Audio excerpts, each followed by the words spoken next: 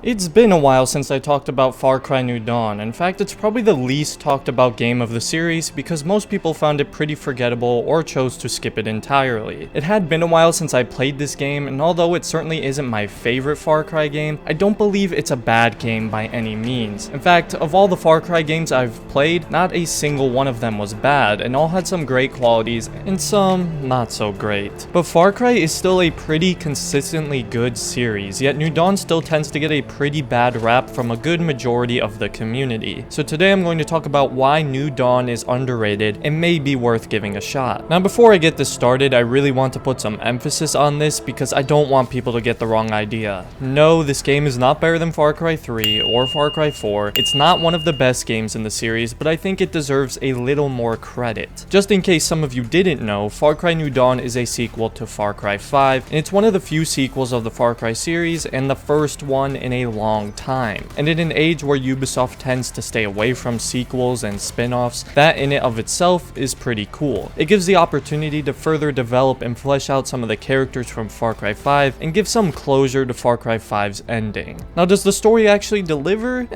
Not really, or at least not as well as we would hope. The main antagonists, Mickey and Lou, aren't very interesting and are very forgettable, especially in comparison with the likes of Voss, Pagan, and Joseph. And speaking of Joseph, he has quite a big role in New Dawn's story, as you would expect if you finished Far Cry 5, and I don't want to spoil what his role is, but Joseph is probably the coolest and best part about the game's story, and he just commands and draws you in with every scene he's in. Now, since this isn't really a main Far Cry entry like 5, it does have a significantly shorter story, which is probably for the best, honestly, because if it was any longer, it would be pretty boring and dragged out, but I think the story does a serviceable job of giving us a satisfying conclusion to what was started in Far Cry 5. New Dawn introduced some fun new weapons like the saw launcher that you can craft with parts you find in the world. However, the gun customization is little to nothing, and I wasn't a fan of the RPG style health bars appearing above enemies' heads. However, you can turn that off. Enemies also have a lot of armor and at times can be damage sponges, which kind of makes your guns feel weaker and less powerful, so I can completely understand why people didn't like the combat in this game, but it did still feel like Far Cry at its core, and I still had plenty of fun moments with it. I love the new knife takedowns. They're super brutal and satisfying, and I also really enjoyed the special abilities you gained. You get a super punch, extra speed, double jump, invisibility. It's a lot of fun to use. It may not be realistic, but Far Cry isn't really meant to be realistic in the first place,